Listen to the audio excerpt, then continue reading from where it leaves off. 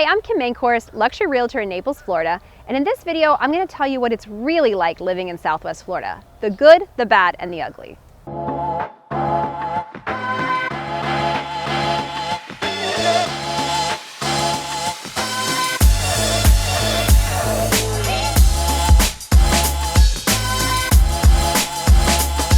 Let's start with the good.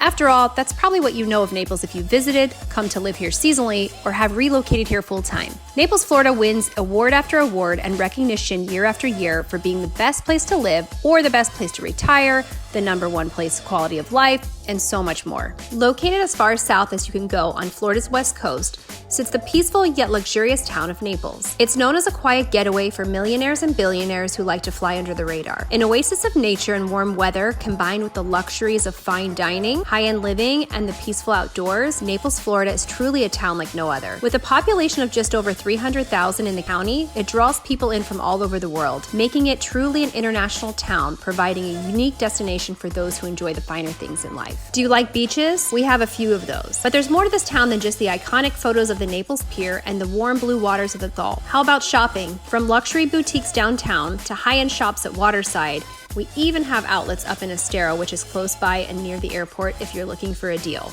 Naples isn't known for having a nightlife, but if you're looking for something to do, head on over to Mercado for a menagerie of bars, clubs, and my favorite, people watching. Downtown 5th Avenue and 3rd Street South also have restaurants, events, live music, and they're both great people watching locations. You can also check out my video I did on the Mercado and what it offers, and I also have a video on the pros and cons of living in downtown Naples. A coastal life, beaches, and water also brings boating opportunities. I won't take up a long time on this video discussing boating, but you can check out an entire video I did where it talks about where to go on your boat, homes with boat access, and more. Another positive is that there are great A-rated schools throughout Naples. We have 16 public school options, 26 private schools, and a lot of charter schools around. There are parks everywhere, and endless activities for both retirees and all different types of families. Now, if you really want to feel like a local, you can indulge in all of our favorite pastimes. For example, complaining about the traffic, complaining about tourists, complaining about how no one knows how to drive in this town, complaining it's too hot, complaining the 2 weeks of the year that it's too cold, complaining about the rainstorms, complaining about the lack of rain, and last but not least, complaining that Naples is turning into a little Miami. But trust me, from someone who lived in Miami, that's never gonna happen. Now let's talk about a few downsides to Naples. Do you like rainy days? We get quite a few afternoons like that in the summer months. In fact, you can almost set your clock to it. You'll see the clouds rolling in around 3 p.m. every day, and if you absolutely hate humidity, then this town's not for you. During our winter months, November through April, the weather's great. Less humidity, typically 75 to 80 around this time, and absolutely perfect. However, the humidity creeps in and the sun is hot. Summers can be downright miserable. A lot of residents head back up north or vacation in Europe for the summer months, and when you're here in July and August, you can 100% understand why. Air conditioning and pools are your friend. Trust me on this. But on the flip side, in the winter months, we get absolutely no rain, so everything shrivels up and dies, and we have to be aware of potential wildfires. What about hurricanes? Well, Hurricane Ian is still a trigger word for most of us here. Hurricanes can be downright scary, and as we saw with Ian, bring a lot of destruction. The good news is we have plenty of warning. A few weeks ahead, we know that it's coming. The week before, we can see a clear path, and if hurricanes make you panic, just get a plan in place and head out of town. I like to see it as a forced mini vacation on the years that they come. Plus, to me, I'd rather have time to know it's coming and prepare than be in a spot where they have earthquakes or tornadoes that just show up. But that's just me. So in conclusion, if you love warm weather, clean, non-commercialized beaches, dining, and being active outdoors, then Naples is an ideal location. But if you hate bugs, humidity, people, rain, and sand, then Naples is probably not the best place for you to live. If you like Naples as much as I do, comment below. I would love to hear why you bought a home here or why you're looking to find a new house here. And let's not forget the wildlife. They say there are more alligators than people in Florida. Perfect.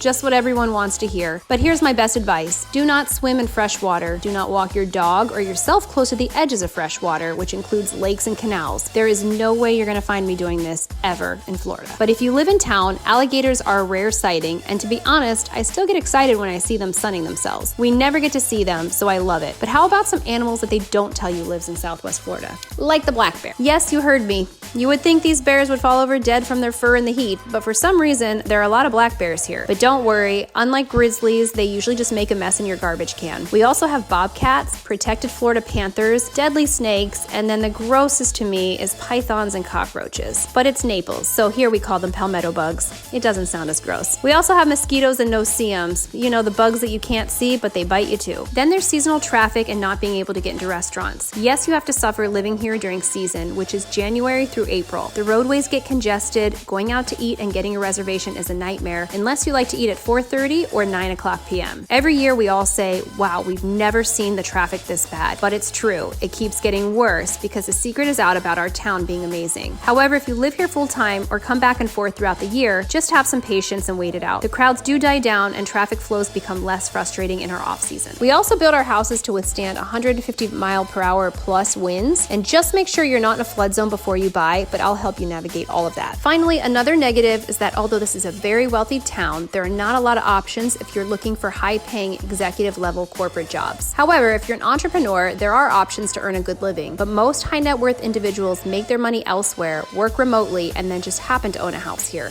Thanks for tuning in for this video. I'd love to hear your thoughts on what I missed in the comments, the good and the bad. And as always, if you find this video helpful, please share it with a friend, like it, and subscribe to my channel if you haven't already.